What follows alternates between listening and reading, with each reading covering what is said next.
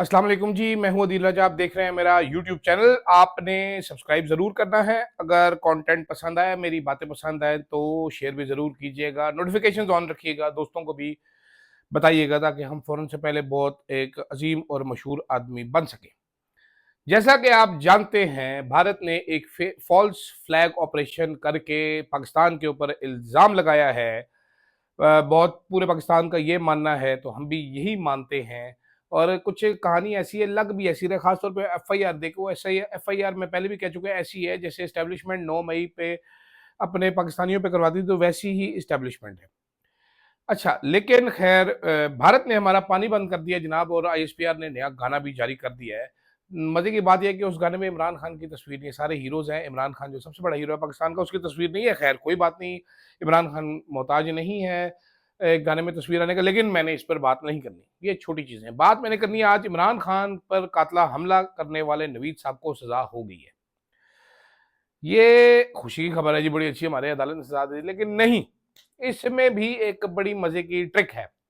वो ट्रिक क्या है वो मैं आपको आगे जाके बता दूं। साथ साथ वो भारतीय आर्मी चीफ था, वो केड़ा भारतीय जनरल था, वो प्रेस कॉन्फ्रेंस से भाग गया, शेम शेम के नारे लग गए, ये क्या वजह है? और भारतीय मीडिया नाजरीन मेंटल मीडिया है, इसमें कौन से पाकिस्तानी हैं ये जा रहे हैं और जा जाके झंडे गाड़ रहे हैं। मैं इस पर भी जरा बात करना चाहूंगा जनाबे वाला। पहले तो बल्कि पहले किस पे बात करें, जरा ये सोचते हैं पहले किस पे बात करें। पहले बात करते हैं जनाब, ये जो नवीद साहब हैं इन पे गुजरांवाला की एटीसी ने नाजरीन ये सजा सुनाई है वजीराबाद हमला केस में, इमरान खान हमला केस, इसका नाम ही इमरान खान हमला केस इसको कहा जाता है। अच्छा, प्रोसिक्यूशन ने कहा जी कि आप अदालत को ये कह रहे थे कि जी इमरान खान क्योंकि पेश नहीं हुआ अदालत में तो सजा ना सुनाए, तो अदालत ने इमरान खान की हद तक सबूत और बयानात से दस्तबरदारी करके बाकी फैसला सुनाया। नवीद बशीर को शहीद मौजम गोंदल के कत्ल के जुर्म में 2 बार उम्र कैद की सजा सुनाई गई है, और दीगर लोगों को जख्मी करने के जुर्म में 10-10 साल की सजा सुनाई गई। अच्छा, अब किया क्या गया है? किया ये गया है कि जनाबे वाला जज साहब उधर मुजरिम आया नहीं, मुजरिम आया नहीं, मुजरिम पेश नहीं हो रहा। अच्छा, वो कहते रहे जनाब इसमें बहुत सारे लोगों के बयानात थे, ठीक है, इसमें इमरान खान का बयान दिया जमा कराया गया था, यास्मीन राशिद, उमर सरफराज, सीमा अहमद चट्ठा, सारे जख्मियों और गवाहों के बयान थे, लेकिन इसमें फैसला दिया गया ही नहीं है इमरान खान के केस कातलाना हमले के लिहाज से। तो इमरान खान की हद तक जो इमरान खान का मुजरिम है, जिसने इमरान खान पर गोली चलाई, जिसने इमरान खान को जख्मी किया, उसको इस केस में सजा नहीं दी गई। उसको वहां पर एक मोज़म नाम के शहरी थे जो शहीद हुए थे तहरीक इंसाफ के वर्कर, उस इल्जाम में, उस कत्ल के जुर्म में सजा सुनाई गई है। ये कैसा है नाजरीन? ये नवीद बशीर वही मुजरिम है, अब तो मुजरिम है, खैर ये वही मुजरिम है जिसकी चंद लम्हात बाद ही एक वीडियो वायरल कर दी गई थी पुलिस की जानिब से, जिसमें वो बता रहा था कि मैंने इमरान खान पर गोली क्यों चलाई है। वो वीडियो इतनी मजाका खेज थी, सारे सहाफियों ने उसके ऊपर जब ढेर सारे सवाल उठाए, तो अगले दिन एक और वीडियो जारी कर दी गई।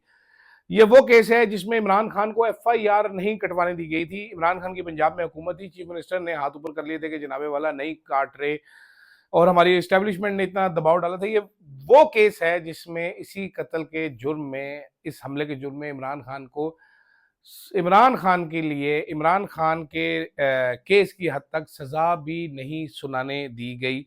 ये कैसा है नाजरीन? ये कैसा दिलकश और खूबसूरत इंसाफ है इस मुल्क का? देखिए, इसलिए कहा जाता है ना कि जो असासे होते हैं उनको हर कीमत पर बचाना होता है, वरना किसी एक को सजा हो गई तो फिर आगे भी सारी लग जाएगी। इस केस को पुलिस ने उसी वक्त खराब कर दिया था जब शाम को इकबाली बयान मुजरिम का टीवी पर चलाया गया था, रिकॉर्ड करके सारे टीवी चैनल्स को भेजा गया था। जी बिल्कुल, मैं आपको ये बता रहा हूँ कि एक साहब हैं, इस्लामाबाद में होते हैं, उन्होंने सारे टीवी चैनल्स को ये भेजा था बयान, पुलिस वाले जो उसका इंटरव्यू कर रहे थे, पुलिस वालों ने ही उसका इंटरव्यू किया था। तो इस तरह तो होता है, इस तरह के कामों में तो ये बेसिकली हकीकत जो है उस तक ना पहुंचा जा सके कि नवीद ने किसके कहने पर गोली चलाई, एक पूरा जाल बुना गया, एक पूरी साजिश बनाई गई। इसीलिए इसको एक्सेस भी किसी तक नहीं दिया गया, इस पे जरा भी नहीं सही तरीके से होने दी गई, और केस पहले दिन से ही खराब कर दिया गया था। आगे चलते हैं जनाब। आपने देखा होगा नाजरीन, भारत का एक बुजदिल डरपोक जर्नैल आया प्रेस कॉन्फ्रेंस करने के लिए, अपनी बातें की और भाग गया। सहाफियों के किसी सवाल का जवाब नहीं लिया, सहाफियों ने शेम शेम के नारे भी लगाए, वो जर्नैल लेकिन भाग गया।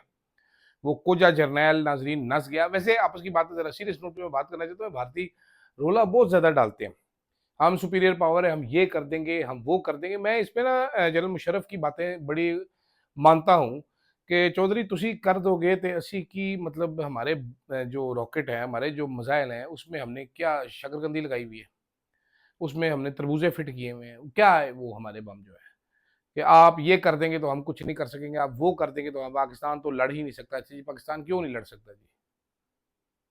वजह दसो सानू कि पाकिस्तान ਤੁਹਾਡੇ ਨਾਲ क्यों नहीं लड़ सकता? ਸਾਡੇ बम ਜਿਹੜੇ ਹੈ ਕਿ ਫੁੱਸ ਹੋਏ ਦੇ साड़ी तोपा में कीड़े पे दे है, हमारी बंदूकें खराब हैं, क्या मसला है? आप एक बार लड़ना पड़ गया अगर तो आपकी नासें पाड़ के रख देंगे हम लोग। मैं ये बड़ा सीरियसली कह रहा हूँ। मैं सुनता हूँ, मैं देखता हूँ कि हम पाकिस्तान को मजा चखा देंगे, ये चखा देंगे। मजे तो हम चख लेंगे, हमें तो मजे लेने का बड़ा शौक है। आपने देखा हम ट्विटर पे कितने मजे ले रहे हैं। आप धमकियां लगा रहे हैं, हम बम मार देंगे, हम कह रहे हैं बम इत्थे मारी इस जगह ते, एग्जैक्ट जगह ਤੁਹਾਨੂੰ दस रहे हैं कि इत्थे मारी, साइड ते ना करिए, मेरा स्कूल ढा दे, मेरा कल मेरी छुट्टी करा दे। ये रिस्पॉन्स आपको मिल रहा है इतना। आपको ये जो मीम्स है ना, बेसिकली ये सीरियसनेस है हमारी कौम की आपकी धमकियों को लेकर, तो आपको आपकी औकात बताने के लिए। लेकिन अब उससे भी ज्यादा सीरियस बात कि जो जर्नैल साहब आए थे, आपको पता है जर्नैल कितने बड़े, पाकिस्तान में तो जर्नैल ही जर्नैल होते हैं ना जी। जर्नैल, रिटायर्ड भी जर्नैल इतने खौफनाक होते हैं। वो आपने देखा, वो बेचारे हमारे जो हैं सनाउल्लाह मस्ती-खेल साहब ने एक रिटायर्ड जर्नैल से सवाल किया, अगले ने उसका बत्ती कटवा दी घर की। पावरफुल होते हैं। तो अगर मेरे घर में बत्ती नहीं होगी तो मैं आपके सामने वीलॉग कैसे पेश करूंगा जी? तो जनाब आला, वो ये अब नालायक भारतीय हैं, इन्होंने जर्नैलों की सही ट्रेनिंग नहीं की गई। हमारे आईएसपीआर में कोई ब्रीफिंग हो तो साफ़ी कोई सवाल करके दिखाए ना। जो पर्ची दी गई है सिर्फ वही सवाल करेगा, उसके आगे पीछे सवाल नहीं करेगा। ये करके देखे कोई बंदा यहाँ पर।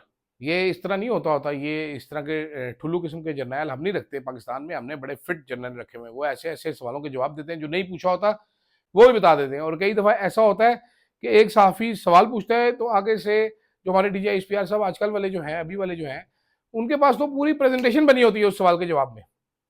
ठीक है, ये फुद्दू किस्म के भारतीय डरपोक जर्नैल नस गया है। लेकिन आप जमहूरियत का फ़र्क देखें। बात की जाती है कि भारत ने बहुत ज़्यादा तरक्की की है, तो आपको फिर वो तरक्की की वजह भी नज़र आती है आज, होल्डिंग पीपल अकाउंटेबल। ठीक है? यहाँ पर आप ये देखिए कि यहाँ पर हमारा कोई सहाफ़ी सवाल नहीं कर सकता किसी जनरल साहब से, वो माइंड कर जाते हैं। रिटायर्ड से एमएनए सवाल नहीं कर सकता। हमारे वुज़रा भी सवाल नहीं कर सकते। अभी हाल पिछले दिनों आपको याद ही होगा, एक शादी थी, कोई आर्मी चीफ ने आना था, रूट लग गया। ख्वाजा आसिफ साहब खड़े रहे उधर जी, डिफेंस मिनिस्टर जो सारे जनरलों का बॉस है बेसिकली। वो खड़ा रहा बेचारा, गर्मी में बैठा रहे होते, उन्हें जान नहीं देता। वो हमारा मुसद्दिक मलिक एक है, वो अवाम ने एक दफ़ा नारे-शारे मार दिए, वो बड़े कमांडो एक्शन सड़कों पे भागता फिरता, फ्लाइंग किक मारा था कि मैं तुन के रख दूँगा, मैं ठोक के रख दूँगा। वो भी बेचारा उस दिन मैंने देखा, वो जब गेट बंद कर दिए फौजियों ने, वो बाहर खड़ा हो गया, भाई मुझे तो जाने दो, भाई मुझे तो जाना, भीखे माँग रहा था। तो ये जमहूरियत का फ़र्क है। जब आप समझेंगे हम ये, तो हम भी इंशाल्लाह बहुत तेज़ी के साथ तरक्की करेंगे। हमें ये मसले नहीं होंगे कि नहरें खोदनी है, माइनर मिनरल बिल पास करवाने, ये करना है, वो करना है, फिर हम इन मसलों से निकल आएँगे, हम आगे चले जाएँगे। अच्छा, आगे बात करते हैं जी, छोटी-सी बात। ए इंडिया के आपको पता है ये जो एंकर्स हैं, ये सारे मेंटल हैं। वो लेफ्टिनेंट जनरल अर्नाब गोस्वामी हो जाए, वो भी अपने आप को डीजीआईएसपीआर समझता है। वो वहाँ का, वो दूसरे हो जाएँ, तीसरा हो जाए, वो आदित्य राज कौल हो जाए। ये सारे भी ना अंदर से एक अपनी तरफ से बड़े जंगजू जर्नैल हैं। तकरीबन तकरीबन मेंटल हैं। इंडियन जो न्यूज़ एंकर्स हैं, इसमें इसमें कोई राय नहीं है। इतना चीखते हैं, पागलों वाली हरकतें करते हैं। मैं किसी की डिसरिस्पेक्ट नहीं करना चाहता, मैं सिर्फ ये सोच रहा हूँ कि ये कौन से पाकिस्तानी हैं। आजकल वो ट्वीटें मैं देख रहा था तो मेरे दिल में बड़ा सवाल आ रहा था। वो एक कोई समा पे खातून होती हैं, उन्होंने ट्वीट किया हुआ था कि जी हमारा बंदा वहाँ पर गया, उसने इंडियन चैनल के माइक हैक कर लिए थे, तो इस वजह से उसकी आवाज़ बंद नहीं हो सकी। ये माइक कैसे हैक होता है? मुझे कोई बंदा बता दे कि ये कैसे हैक होता है माइक? मैं क्योंकि पूरी ज़िंदगी मेरी पीसीआरओ में ही गुज़र गई है, जहाँ से कंट्रोल रूम में गुज़र गई है, जहाँ से ये चल रहा होता है, तो एक फ़िज़िकल बटन होता है जिसको या नीचे करेगा या उसको म्यूट का बटन दबाएगा, तो वो माइक बंद होगा। उस माइक का इंटरनेट के साथ कोई ताल्लुक नहीं होता। उस कंसोल का जिसको कि वीडियो मिक्सर कहते हैं और ऑडियो मिक्सर कहते हैं, उस ऑडियो मिक्सर के साथ कोई इंटरनेट कनेक्शन नहीं होता है as far as I no.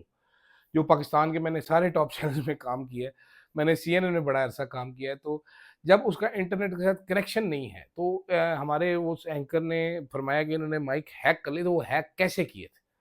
ठीक है, हम पाकिस्तानी हैं, मैं मेरे अंदर पाकिस्तानियत भरी हुई है, लेकिन हमें बेवकूफ़ तो ना बनाएं खुदा के लिए। ऐसी बोंगियां मारने की क्या ज़रूरत है? बंदा ठोक है बस, ठीक है। और प्रोड्यूसर को मना करना भूल गया होगा, प्रोड्यूसर मना नहीं कर सका होगा कि माइक बंद करे। इसमें ऐसी चवलियां मारने की क्या ज़रूरत है कि जी उसने माइक हैक कर लिए थे, इस वजह से वो पूरी बातें कर रहा है और वो मार का सर अंजाम दिया और उसको ऐसे ट्रीट किया जा रहा है। अच्छा वो साहब जो भी हैं, I I mean do no disrespect, लेकिन मैं एक पैटर्न देख रहा था हमारे इंडियन चैनल्स पे, सारे वो लोग जा रहे हैं। एक दो मेरे दोस्त भी हैं बड़े अच्छे, माइंड ना कीजिएगा आप लोग, जिनको पाकिस्तान में भी कोई नहीं जानता।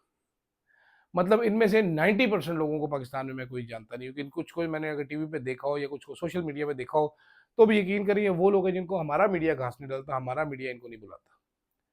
अब भारतीय मीडिया पर जाके आपने कौन सी कोई काम की बात करनी है?